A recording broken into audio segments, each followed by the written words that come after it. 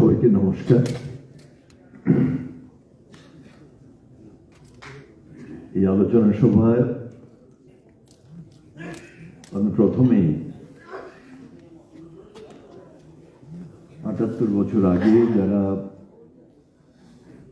আমাদের রাজ্যের তথা দেশের সামনে একটা দৃষ্টান্ত স্থাপন করেছিলেন জনশিক্ষা সমিতি গঠনের মধ্য দিয়ে, আমাদের অগ্রজ বলা যায় যে আমরা তাদের পরবর্তী বংশধর। আজকে ৭৮তম ঐতিহাসিক জনশিক্ষা দিবস পালন করছি। রাজ্যের সর্বত্র এই দিবসটি আজকে উদযাপিত হচ্ছে। আমি প্রথমেই তাদের প্রতি আমার গভীর শ্রদ্ধা নিবেদন করছি। তারা আজকে আমাদের মধ্যে নেই, কিন্তু আমরা এই কথা কোনোদিনই ভুলিনি গত ৭৮ বছরে, যে আজকে আমরা যে জায়গায় এসে দাঁড়িয়েছি তা তাদেরই দেখানো পথ, তাদেরই আদর্শ এবং তাদেরই সংগ্রামের ফসল হিসাবে আমরা আজকে এই জায়গাতে এসেছি। ফলে তাদেরকে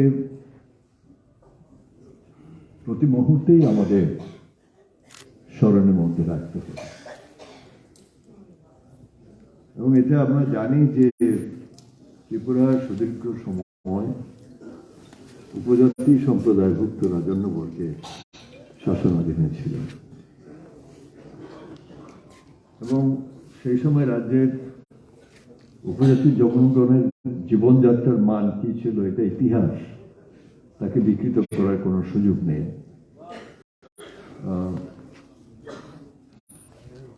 এবং সেখানে এই কথাটা আমাদের অগ্রজ যারা জনশিক্ষা সমিতি গঠন করেছিলেন তারা সঠিকভাবে অনুধাবন করেছিলেন যে সমাজে যদি কোনো পরিবর্তন হয়, মানুষের জীবনে যদি কোনো পরিবর্তন হয়, তাহলে এটা শিক্ষাই একমাত্র প্রথম এই কাজটা শুরু করতে পারে। শিক্ষার কাজ দিয়ে এটা আমরা শুরু করতে পারি। If we want to bring any change in the society, we have to ignite the lamp of life, education. এবং গোটা পৃথিবীতে যত পরিবর্তনের ইতিহাস আমরা দেখেছি বিভিন্ন দেশে, এইটা কিন্তু বেস হিসেবে ধরেই তারা অগ্রসর হয়েছে। কেন সমাজের পরিবর্তন দরকার, কেন তার আজকে আর্থিক দুরবস্থা, কেন তার জীবনযাত্রার মান উন্নত হচ্ছে না, এই কথাগুলো বুঝবার মতো একটা পরিস্থিতিতে তাকে নিয়ে যেতে হবে। এবং সেই কাজটা শিক্ষা ছাড়া কেউ কোনো কিছুর দ্বারাই সম্ভব নয়। এবং আমরা ইতিহাসে যেটা পড়েছি, কমরেড দর্শক দেবের লেখা সেই ছোটি বই কিন্তু তার ঐতিহাসিক দিক থেকে অত্যন্ত গুরুত্বপূর্ণ দলিল আমাদের সামনে। কত কষ্ট তাদের করতে হয়েছে। কমরেড সুধীন্দ্রনাথের লেখা বিভিন্ন প্রবন্ধের মধ্য দিয়ে আমরা বুঝতে পেরেছি যে কত কষ্টের মধ্য দিয়ে তাদেরকে সেই সময় এই কাজ করতে হয়েছে। এই পথ চলা তাদের কাছে মসৃণ ছিল। প্রতি পদক্ষেপে তাদের বাধার সম্মুখীন হতে হয়েছে। বিশেষ করে রাজন্য শাসিত ত্রিপুরা রাজ্যে তারা একটা ভালো চোখে দেখেনি। পরবর্তী সময়ে অনেক মানে কি বলবো, সুশিক্ষিত আদর্শনিষ্ঠ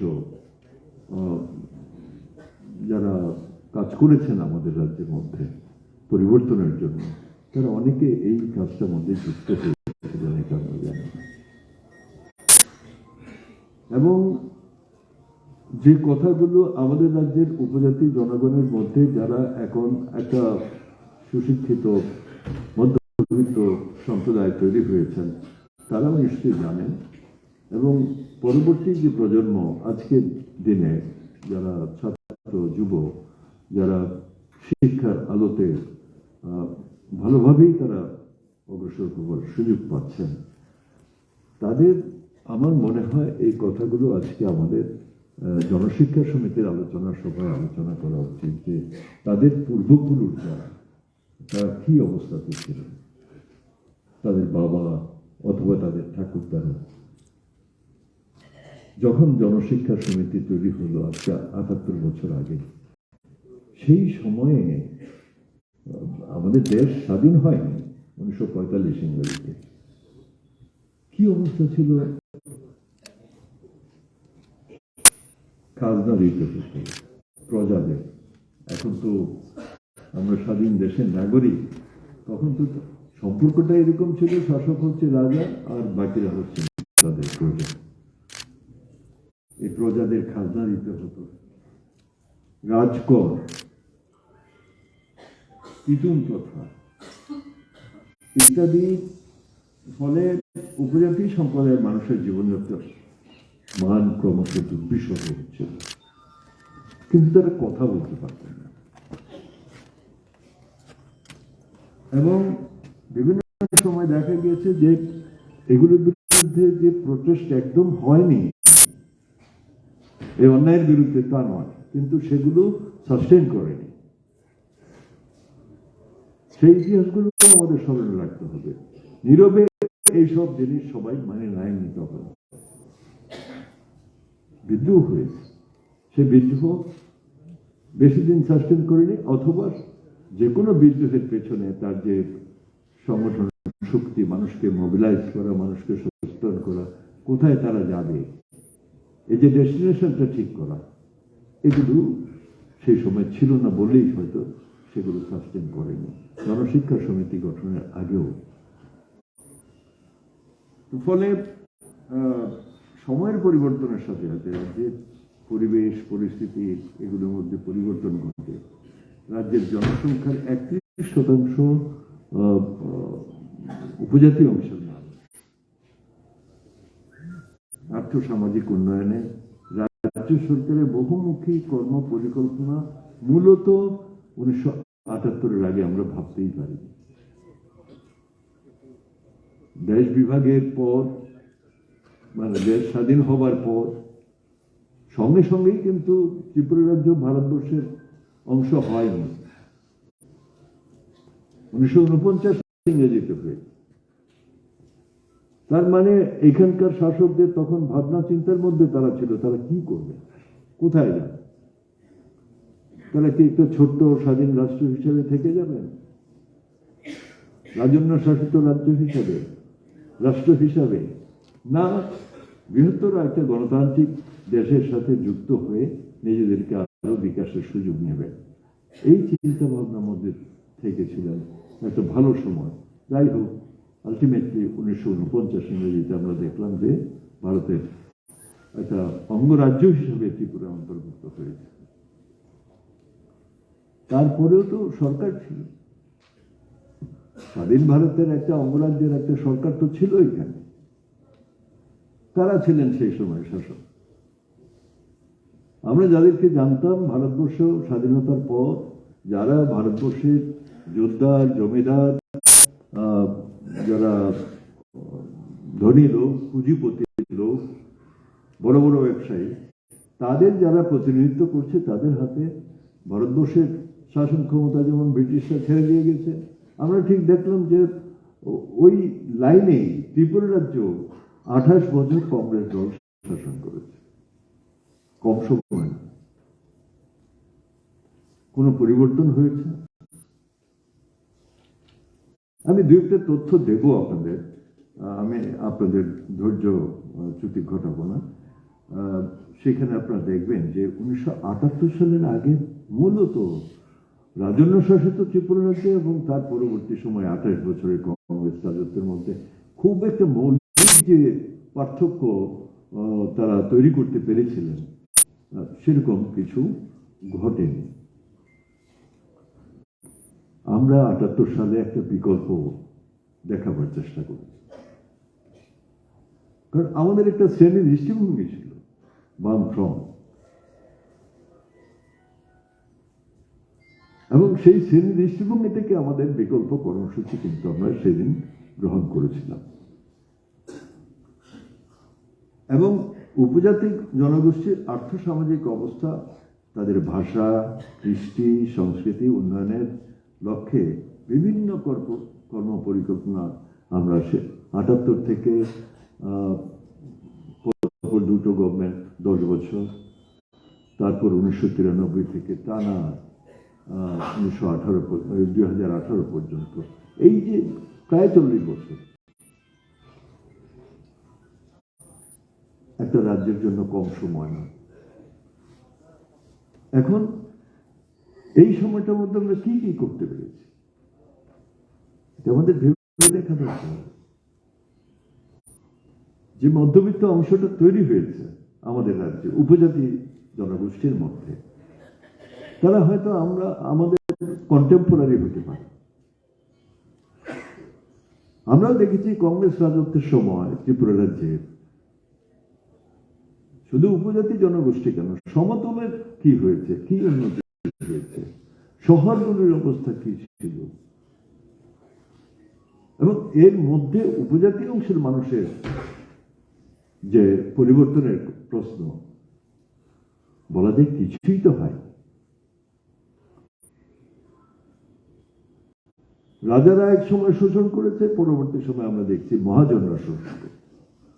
কার প্রশ্রয়? তৎকালীন শাসক গোষ্ঠীর প্রশ্রয়। আজকে গোলাঘাটের ঘটনা, এই যে মানে বিদ্রোহগুলো হয়েছিল, গোলাঘাটের ঘটনা কি? তখন কারা সরকারে ছিল? এটা তো ভুললে চলবে না। তখন কংগ্রেস সরকার। জমিতে ভাগ চাষী হিসাবে কাজ করছে উপজাতি অংশের মানুষ।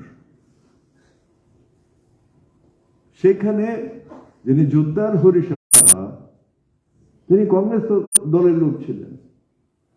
দেখা গেল জোদ্দার যখন তার কৃষি মজুরকে বা বর্গাদারকে ঠকাচ্ছে, তার বিরুদ্ধে সে প্রতিবাদ করছে, তখন পুলিশ গেল হরিশাহার পক্ষে, জোদ্দারের পক্ষে, এবং সেখানে গুলি চলত। এগুলি তো ভুলবার নয়। আজকে যদি আমরা মনে করি যে আমরা মধ্যবিত্ত হয়েছে, মধ্যবিত্তের আকাঙ্ক্ষা অনেক বেশি থাকে, আরো উপরে উঠতে চায়, পেছনটাকে ভুলে গেলে চলবে না। তাহলে আমরা আমাদের ভবিষ্যতের কাছে প্রশ্নের জবাব দিতে হবে। এগুলো ত্রিপুরা রাজ্যের ঘটনা, ইতিহাস, এবং আজকে যে গণতান্ত্রিক আন্দোলন, আজকে একটা সাময়িক সময়ের জন্য আমরা সারা ভারতবর্ষে যা কাণ্ড চলছে, আমাদের রাজ্যের মধ্যেও সেটা আমরা ফেস করছি। গণতন্ত্র আমরা বিশ্বাস করি না, ধ্বংস করে দিয়েছে। কিন্তু এটা কি শেষ? এভাবেই চলবে? মানুষ আজকে বুঝতে চেষ্টা করছে, মানুষ আজকে ঘর থেকে বেরোবার চেষ্টা করছে, না, এটা মেনে নেওয়া যায় না। এই জন্য দেশের স্বাধীনতার জন্য আমরা সংগ্রাম করিনি, আমাদের পূর্বপুরুষরা সংগ্রাম করেনি। এখানে উপজাতি জনগোষ্ঠীর সার্বিক উন্নয়নের জন্য সরকারের গৃহীত এই কর্ম পরিকল্পনাগুলোর মধ্যে ছিল উপজাতি জনগোষ্ঠীর মধ্যে শিক্ষার সম্প্রসারণ, যেটা জনশিক্ষা আন্দোলন শুরু করেছে। আমরা কিন্তু অতীতের মানুষের স্বার্থের পক্ষের কোন সংগ্রামের যেগুলো সফল লাভ করেনি বা তৎকালীন সময়ে শাসক গোষ্ঠী মেনে নেয়নি, এই সমস্ত বিষয়গুলোকে চোখের সামনে রেখে কিন্তু বামফ্রন্ট সরকার তার পথ চলা শুরু করে। আপনারা যদি দেখেন, বামফ্রন্ট সরকারের সময় যতগুলো নির্বাচন আমরা অংশগ্রহণ করেছি বিধানসভায়, প্রত্যেকটা নির্বাচনে ইশতেহার খুললে অতীতের দেখতে পাবেন যে ওই কথাগুলোই আমরা যদি সরকারে যেতে পারি তাহলে এই কাজগুলো আমরা করবার চেষ্টা করব। আমরা কোনো জুমলা করিনি, বিশাল ডকুমেন্ট করি। এখন এই কথাগুলো আমরা জানি। আমরাও 5 বছর আগে জুমলা কি, বিশাল ডকুমেন্ট কি, এগুলো আমরা জানতাম না। এখন আমরা শুনতে পাচ্ছি ভোটের জন্য মানে যা কিছু বলা যায়। মানুষকে মিথ্যা প্রতিশ্রুতি দেওয়া যায়, সবকিছু করা যায়, আমরা কিন্তু সেটা করি না। প্রকৃতপক্ষে একটা মানে এত বড় দেশে একটা রাজ্যের শাসক হিসাবে আমরা যতটুকু করতে পারবো তার লিমিটেশন সম্পর্কে সচেতন থেকে আমরা কিন্তু করবার চেষ্টা করি। এবং শেষ দিন পর্যন্ত যতক্ষণ কাজ করা যায় নির্বাচনের আগে, শেষ দিন পর্যন্ত কিন্তু আমরা সেটা করবার চেষ্টা করি, লড়াই করি রাজ্যের মানুষকে সঙ্গে নিয়ে। কেন্দ্রের সরকারের অনিচ্ছুক হাত থেকে সেই দাবিটাকে আদায় করবার জন্য আমরা কিন্তু চেষ্টা করেছি। এবং এই যে শিক্ষার কথা বলা হচ্ছে, শিক্ষার সম্প্রসারণ, অর্থনৈতিক স্বনির্ভরতার লক্ষ্যে বহুমুখী কর্মসূচির রূপায়ণ আমরা করেছি। উপজাতি জনবসতি এলাকার বিভিন্ন পরিকাঠামো উন্নয়ন, সাংবিধানিক এবং পরম্পরাগত অধিকার সুনিশ্চিত এবং সুরক্ষিত করতে প্রয়োজনীয় পদক্ষেপ, ভাষা, সংস্কৃতি, চিরাচরিত ঐতিহ্যসমূহের সংরক্ষণ এবং পুনর্নবীকরণের উদ্যোগ আমরা গ্রহণ করেছি। বনাধিকার আইনে পাট্যপ্রাপ্তদের আর্থিকভাবে বিকাশ ঘটাতে বিভিন্ন সুযোগ আমরা সম্প্রসারিত করেছি। 1999 সাল থেকে 2017 সাল পর্যন্ত এই যে মূলত এই সময়টা আমরা অনেক ভালো কাজ করতে পেরেছি আমরা মনে করি। আপনারা যদি দেখেন আমাদের সরকারি লাইব্রেরিগুলোতে বা অনেকের কাছে তাদের নিজস্ব সংগ্রহের মধ্যেও থাকবে যে কি কাজ করেছিল। আমরা এগিয়ে চলেছি 2017 সালে নির্বাচন, 2018 নির্বাচনের আগে শেষ যে অর্থ বছর গেছে ওই সময়টা পর্যন্ত আমরা কি কি কাজ করেছি আমরা তুলনামূলকভাবে দেখাবার চেষ্টা করেছি। ত্রিপুরা রাজ্য 1972 সালে কি পজিশনে ছিল, 78 সালে বামফ্রন্ট সরকার আসার পর কি করেছে, আর সেই থেকে শুরু করে 2017 সাল পর্যন্ত ওই ক্ষেত্রে আমরা কতটুকু অগ্রসর হতে পেরেছি। একেবারে তুলনামূলক, এখানে বানানো কোনো গল্পের প্রশ্ন নেই, মিথ্যা প্রতিশ্রুতি কোনো প্রশ্ন নেই, ডকুমেন্টেড, এর সব ডকুমেন্ট আছে, যে কেউ ইচ্ছে করলে সেগুলো দেখতে পাবে। আমি শুধু একটা ক্ষেত্রেই বলবো যে কর্মসূচিগুলো উপজাতি জনগণের বিকাশের জন্য আমরা নেবার চেষ্টা করেছিলাম সেগুলো আমি শুধু মানে কর্মসূচিগুলো ডিটেলে আমি ভেতরে ঢুকবার চেষ্টা করছিলাম। যেমন ধরুন শিক্ষার বিকাশের জন্য ছেলেমেয়েরা যাতে ঘর থেকে বেরিয়ে, আমি যখনকার কথা বলছি 2017 সালের তথ্য, তখন আর অভুক্ত থেকে কেউ স্কুলে যেতে পারে না এই কথা বলার সুযোগ আমরা রাখি না। কারণ 2017 সালে প্রাথমিক স্তরে ড্রপ আউটের সংখ্যা আমাদের রাজ্যে 4% কাছাকাছি ছিল এবং সাক্ষরতার হার 97% আমরা অতিক্রম করেছি, যেটা সারা ভারতবর্ষের মধ্যে একটা ইতিহাস। লিটারেসি রেটে একটা সময় ত্রিপুরা হাইয়েস্ট লেভেলে পৌঁছে গিয়েছিল, মিজোরাম এবং কেরল থেকে আমরা এগিয়ে গেছি। নিয়ারলি 98% লিটারেসি রেট ভারতবর্ষে, সেটা তো উপজাতি অংশের মানুষকে বাদ দিয়ে নয়, সব ধরনের যারাই ত্রিপুরা রাজ্যে বসবাস করে। এই সুযোগ যখন আমরা সম্প্রসারণ করছিলাম আমরা সকলের জন্য, আমাদের স্লোগানই ছিল শিক্ষা সবার জন্য, সবার জন্য শিক্ষা। এখন যখন আমরা ছাত্রদের সংগঠন করবার কথা বলছি, আমরা কিন্তু আমাদের যেমন ধরুন 31 তারিখে আমাদের এসএফআই এর প্রতিষ্ঠা দিবস পালিত হবে, ঠিক আছে। 1970 সালে যখন এসএফআই তৈরি হয় তখন তার স্লোগান ছিল স্বাধীনতা, গণতন্ত্র এবং সমাজতন্ত্র। ঠিক আছে, তার থেকে আমরা এগিয়ে এসে এখন বলছি 2022 সালে education for all, employ all and unite. এই যে কিছুদিন আগে আপনার হায়দ্রাবাদে এসএফআই অল ইন্ডিয়া কনফারেন্স হলো, আমি লক্ষ্য করছিলাম যে 1970 সালের এসএফআই যে স্লোগান, সেই স্লোগান থেকে কতটা অ্যাডভান্স হয়ে চলে এসেছে এবং কি পরিবর্তনগুলি এখন হচ্ছে, এটা আমাদের সব অংশের ছেলে মেয়েদের বুঝবার দরকার আছে। নতুন জেনারেশন, এই সরকারটা এই কাজগুলোকেও ধ্বংস করে দেবার চেষ্টা হচ্ছে। আমরা যেমন কোনো ছেলে মেয়ে যাতে এটা বলতে না পারে যে আমি আর্থিক অসুবিধার জন্য স্কুলে যেতে পারছি না, কলেজে যেতে পারছি না। প্রিভিলেজ স্কলারশিপ 1972 সালে পেত কংগ্রেস আমলে 1402 জন পেয়েছে, আর 2017 সালে আমরা সেটা বাড়িয়ে 14,79,462 জনকে দিয়েছি, উপজাতীয় অংশের ছেলে মেয়ে।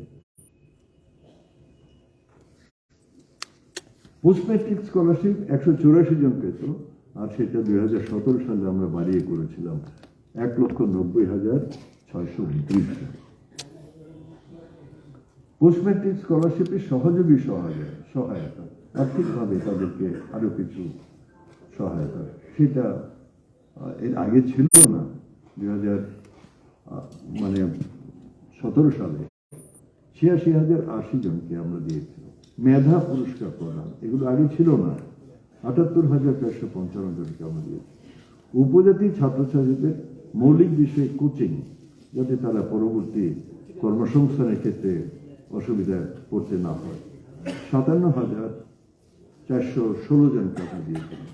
আবাসিক ছাত্রছাত্রীদের জন্য স্টাইপেন্ড, এটা 1972 সালে ছিল নামে মাত্র 6,620 জন পেত, আর আমরা 2017 সালে এটা বাড়িয়ে করতে পেরেছিলাম 2,83,692 জন ছাত্রছাত্রীকে, যারা বিনামূল্যে পাঠ্যপুস্তক সরবরাহ হয়। এগুলো তো কংগ্রেস রাজত্বে ছিল না। আপনারা জানেন যে আমরা তার জন্য লড়াই করেছি। আমরা বিনামূল্যে পাঠ্যপুস্তক 1998 সালে দিয়েছিলাম 1,72,697 জন ছেলে মেয়েকে, আর 2017 সালে দিয়েছি 14,15,733 জন ছেলে মেয়ে। এভাবে শুধু সাধারণ বিষয়ে পড়াশোনা নয়, টেকনিক্যাল এডুকেশন, যেটা নিয়ে তারা হয়তো পরবর্তী কর্মসংস্থানের জগতে ঢুকতে পারবে। এএনএম, যে ক্ষেত্রটা আমরা মনে করেছি যে প্রত্যেক মানুষের জন্যই দরকার, এবং সেই দিক থেকে আমরা সেরকম ভাবেই গুরুত্ব আরোপ করেছিলাম। নার্সিং একমাত্র একটা কলেজ ছিল বামফ্রন্ট সরকার আসার আগে, এখন তো 7টা নার্সিং কলেজ। গত 5 বছরে কোনো নার্সিং কলেজ তৈরি হয়। এইখান থেকে বেরিয়ে এসে এএনএম যারা পাশ করেছিল তাদেরকে আমরা আর্থিকভাবে সহায়তা করেছি, পড়ার সুযোগ করে দিয়েছিলাম 328 জন 1998 সালে, আর 2017 সালে 1,311 জনকে এই কোর্সে পড়ার সুযোগ দিয়েছে। জিএনএম, এএনএম, নার্সিং, ফিজিওথেরাপি, এরকম। এবং শেষ দিকে তো আপনারা দেখেছেন 2006 সালে আমরা পূর্ব ভারতের সবচেয়ে বড় প্যারামেডিক্যাল ইনস্টিটিউট আমাদের রাজ্যের ছেলে মেয়েদের আগে সুযোগ ছিল না। গোটা এনইসি এরিয়াতে, অর্থাৎ উত্তর পূর্বাঞ্চলের সব রাজ্যগুলোর জন্য মিজোরামে একটা ছোট্ট প্রতিষ্ঠান ছিল, ওখানে 100-150 ছেলে মেয়ে পড়াশোনা করতো। আজকে 1000-এর উপর ছেলে মেয়ে আমাদের প্যারামেডিক্যাল ইনস্টিটিউটে পড়াশোনা করছে, এবং বেরিয়ে এসে বসে থাকবার কোনো সুযোগ নেই। এখন বসে থাকছে, এখন তো ডাক্তার বসে থাকে। এই 5 বছরে কোনো ডাক্তার অ্যাপয়েন্টমেন্ট হয়নি। কি ট্রাইবেল কি নন ট্রাইবেল, কোনো ইঞ্জিনিয়ার অ্যাপয়েন্টমেন্ট হয়, হাজার হাজার ইঞ্জিনিয়ার ঘরে ঘরে বসে আছে পাশ করে, কোনো চাকরি হচ্ছে না। তো এগুলোর জন্য আমরা সেই কাজগুলো করবার চেষ্টা করেছি। দক্ষতা বৃদ্ধির জন্য প্রশিক্ষণ, ছাত্রাবাস নির্মাণ, ছাত্রীদের আবাস নির্মাণ, আমাদের চোখের সামনেই আছে শহরের মধ্যে কলেজের ছাত্রাবাস নির্মাণ, আশ্রম স্কুল, আবাসিক স্কুল যেগুলোতে থেকে পড়াশোনা করতে পারবে, দূরগত অঞ্চলের ছেলে মেয়েরা ওইগুলোতে থেকে যাতে সব বাড়িতে হাত পাততে না হয়, সব দায়িত্ব কিন্তু সরকার, রাজ্য সরকার গ্রহণ করেছিল। Tripura state academy of tribal culture, এটা আমাদের সরকার আমরা তৈরি করেছি, এগুলো আগে ছিল না। ত্রিপুরা স্টেট ট্রাইবাল মিউজিয়াম, বনাধিকার প্রাপ্ত উপজাতি পরিবারের সংখ্যা, ভারতবর্ষে আমাদের লড়াইয়ের ফলে এই আইন তৈরি করতে বাধ্য হয়েছিল দিবেন সেন্ট্রাল গভর্নমেন্ট, এবং এই আইনটা প্রথম প্রয়োগ করেছি আমরা ত্রিপুরা রাজ্যে বামফ্রন্ট সরকার। 1,27,155 জন পরিবারকে আমরা, আপনারা জানেন যে ত্রিপুরার প্রায় 60% ভূমি হচ্ছে ফরেস্ট অ্যাক্টের আন্ডারে, এবং সেখানে এই আইনের মধ্যেই এই সুযোগটা রয়েছে, যেখানে আমরা পাট্টা দিতে পারি, তাদেরকে ভূমি বন্দোবস্ত দিতে পারি। এরকম 1,27,155 পরিবারকে আমরা দিয়েছি। বনাধিকার প্রাপ্ত উপজাতি পরিবারের জন্য প্রদত্ত জমির পরিমাণ 1,76,332.56 হেক্টর জমি তাদেরকে দেওয়া হয়েছে। শুধু পড়াশোনা, তার জীবন জীবিকার উন্নয়নের জন্য, অর্থনৈতিক উন্নয়নের জন্য যা যা করা দরকার সবই প্রায় এই কর্মসূচিগুলির মধ্যে আমরা আনবার চেষ্টা করেছি। পাট্টা, পাসবুক প্রদান, জিপিএস এর মাধ্যমে জমি চিহ্নিতকরণ, জমির সীমানা নির্ধারণ এবং ফিলারি, পাট্টা প্রাপ্ত পরিবার সমূহকে অর্থনৈতিক সুবিধা প্রদান। আমি সংক্ষেপে মূল যে কর্মসূচিগুলো, পার্টিকুলারলি ট্রাইবাল ওয়েলফেয়ার ডিপার্টমেন্ট যে কাজগুলো করবার চেষ্টা করেছে, আর অ্যাজ এ হোল লেফটেন্যান্ট গভর্নমেন্টের সমস্ত ডিপার্টমেন্টের সমস্ত কাজকর্ম, সেটা এডুকেশন সেক্টরে বলতে পারেন, টেকনিক্যাল এডুকেশন বা সাধারণ এডুকেশন, সেখানে তো তাদের জন্য অবাধ সুযোগ ছিল। এই কথাগুলো আমি বলে আর সময় নষ্ট করছি না, তথ্য আমাদের কাছে আছে, আপনারাও এই তথ্যগুলো ইচ্ছা করলে পেতে পারেন। এখন হচ্ছে যে শিক্ষার জন্য এত লড়াই হলে আমাদের অভিভাবক যারা, তারা এত লড়াই করেছেন, এবং যে আলোতে এখনো আমরা পথ চলবার চেষ্টা করছি, এই শিক্ষাকে ধ্বংস করে দেওয়ার জন্য বর্তমানে যারা কেন্দ্রের সরকার চালাচ্ছে, যারাই সরকারে আছে, তাদের তো একটা শ্রেণীর দৃষ্টিভঙ্গি আছে, আগে যারা ছিল তাদেরও ছিল, এবং সেই রাজত্বের সময় আমরা লড়াই করেছি। 6 থেকে 14 বছর বয়সের ছেলে মেয়েদের জন্য ফ্রি অ্যান্ড কম্পালসারি এডুকেশন আইন করতে হবে। আমাদের সুযোগ হয়েছিল প্রথম উপা সরকার 2009 পার্লামেন্টে আইন তৈরি করা, এবং সেই আইন তৈরি করে সেটাকে কার্যকরী করা। 2009 থেকে 2013 সাল বা তার আগে পর্যন্ত এই আইনটা যাতে কার্যকরী হয়, রাজ্যে যাতে কেন্দ্রীয় সরকার তদারকি করে ব্যবস্থা করে, রাজ্য সরকারগুলো যাতে এই সেন্ট্রাল অ্যাক্টকে কার্যকরী করে, তার জন্য আমরা আন্দোলন করেছি। আর আমাদের সুযোগ ছিল, আমাদের রাজ্যে লেফটেন্যান্ট গভর্নমেন্ট ছিল, এই আইনের সমস্ত সুযোগগুলো আমরা নেবার চেষ্টা করি। আজকে যে শিক্ষার ক্ষেত্রে এত সাফল্য আপনারা দেখছেন, আমরা যেমন কাজ করেছি তেমনি লড়াইও করেছি। এই যে right two free and compulsory education 2009, আজকে কি হচ্ছে, বর্তমান সময়ের শাসক দলের লোকেদের জিজ্ঞেস করে দেখুন তো, আপনারা কি জানেন এরকম একটা আইন আছে আমাদের দেশে? আইনটা তো বাতিল হয়নি, আপনারা কতটা কার্যকরী করছেন? যখন ড্রপ আউট প্রায় শূন্যের কোঠায় নিয়ে এসেছিল প্ল্যাটফর্ম গভর্নমেন্ট, আজকে আপনারা কি করছেন? গোটা দেশে করছে, যেখানে যেখানে এই সরকার আছে, এই ধরনের সরকার আছে, আমাদের রাজ্যে হচ্ছে।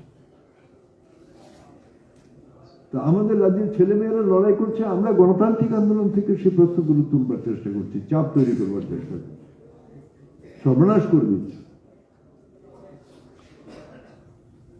এবং এটা হচ্ছে পেকুলারিটি আমাদের দেশে। স্বাধীনতার পরে শিক্ষার জন্য সেই শক্তপোক্ত কোনো আইন তৈরি হলো না, যেখানে বলা থাকবে যে সকলের জন্য শিক্ষা সুনিশ্চিত করা হবে। এক এক সময় এক একটা শিক্ষার নীতি তৈরি হয়েছে। এর আগে পর্যন্ত যারা সরকারে কাটিয়ে গেছেন তো কাটিয়ে গেছেন, কি করেছেন তারাই জানেন। 2014 থেকে এখন পর্যন্ত যারা আছেন, যারাই আসে তারাই বলে একটা নয়া শিক্ষানীতি আমরা চালু করি। এখন তারা একটা নয়া শিক্ষানীতি চালু করেছে 3 বছর আগে, নিউ এডুকেশন পলিসি। কি বলা আছে? যখন আমাদের দেশের লাস্ট সেন্সাসে বলছে যে 70% মানুষ শিক্ষার আওতায় এসেছে, কিন্তু 30% মানুষ এখনো শিক্ষার আওতায় আসেনি। 130-35 কোটি মানুষের দেশে 30% মানুষ কত কোটি মানুষ হয়?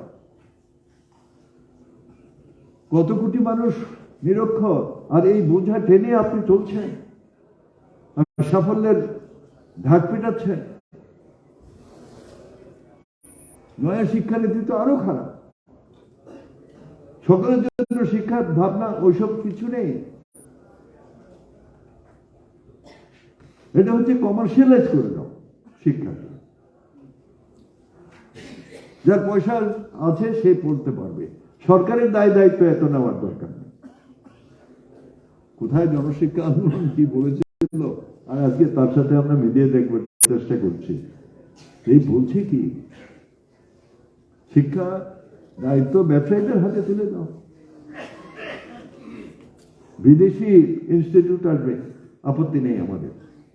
যেটা আমরা করতে পারছি না সেরকম যদি আসে, ঠিক আছে, আমাদের দেশের ছেলে মেয়েরা সুযোগ পাবে। সেটা কোথায়? সব বিষয়েই তো দিয়ে দেওয়ার চেষ্টা হবে, কমার্শিয়ালাইজ করে। এবং শিক্ষাকে সেন্ট্রালাইজ করে দেওয়া হবে। আগে শিক্ষা যুগ্ম তালিকায় ছিল, এখনো আমাদের দেশের সংবিধানে শিক্ষা যুগ্ম তালিকা। কিন্তু কি হচ্ছে? রাজ্য সরকার ঘুমে থাকে, জানেই না। সমস্ত নীতি তৈরি হয়ে যাচ্ছে দিল্লিতে, কেউ প্রতিবাদ পর্যন্ত করে না। গত 8-9 বছরে আমরা শুনিনি যে কোন রাজ্য থেকে তীব্র প্রতিবাদ করেছে কোন একটা রাজ্য সরকার। করছে ওইখানে অনেক দূর আরব সাগর তীর থেকে, সবাই খবরও রাখেন। কেরালা করছে কমার্শিয়ালাইজেশনের বিরুদ্ধে, অতিমাত্রায় সেন্ট্রালাইজেশনের বিরুদ্ধে। আর শিক্ষার সূচির মধ্যে যেটা ছিল আমাদের গর্বের বিষয়, আমাদের দেশের সংবিধান ধর্মনিরপেক্ষ রাষ্ট্র, এবং তার সমস্ত কাজের মধ্যে তার ছাপ থাকবে। এবং শিক্ষার ক্ষেত্রেও এই মৌলিক বিষয়টা অন্তর্ভুক্ত ছিল, ধর্মনিরপেক্ষ।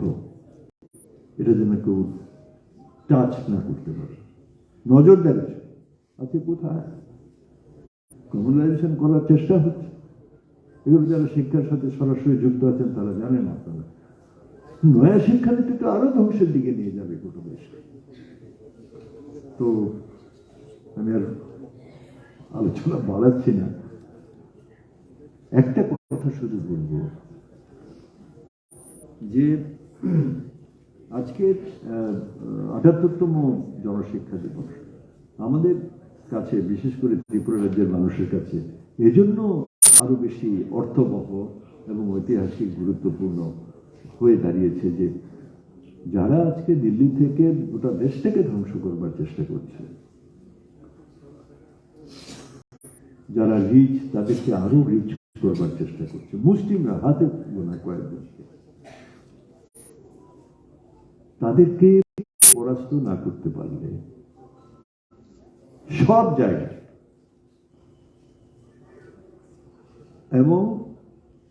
আইসোলেট করতে না পারলে মানুষের থেকে আমাদের দেশ এগোবে না, আমাদের রাজ্য এগোবে না। এবং এই লড়াইটার মধ্যে এখন আমরা আছি, আমাদের রাজ্যে প্রত্যক্ষ সেই সংগ্রামের মধ্যে আছে।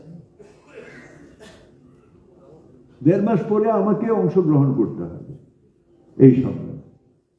আমি এই গভর্নমেন্টটা চাই আবার ফিরে আসুক না, যারা সাধ্যের মধ্যে থেকে সমস্ত কিছু রাজ্যের জন্য করবার চেষ্টা করেছে তাদের আবার ফিরিয়ে আনব। সে কাজগুলো যেখানে গত 58 মাসে স্তব্ধ হয়ে আছে রাজ্যের উন্নয়ন, সেই কাজ আবার পুনরায় শুরু করবার জন্য আবার লেফটেন্যান্ট গভর্নমেন্টকে ফিরিয়ে আনব। এই ঐতিহাসিক গুরু দায়িত্ব আমাদের সামনে এসেছে এবং সেটাই আজকে আপনাদের কাছে আমার আবেদন থাকবে, এই গভর্নমেন্ট যাতে আমরা আবার ফিরিয়ে আনতে পারি। বিজেপির বিরুদ্ধে যারাই আছে সমস্ত মানুষকে ঐক্যবদ্ধ করার জন্য গণতান্ত্রিক ধর্মনিরপেক্ষ শক্তিকে ইউনাইট করুন। Isolate BJP and defeat BJP, এটা যেমন সারা ভারতবর্ষের ক্ষেত্রে আসন্ন নির্বাচনে, আমাদের রাজ্যের বিধানসভা নির্বাচনে এটাই আমাদের কাছে মূল দায়িত্ব। এই কয়েকটি কথা বলে আপনাদের সকলকে আন্তরিক শুভেচ্ছা জানাচ্ছি এবং আমার কথা বলা শেষ করছি। নমস্কার।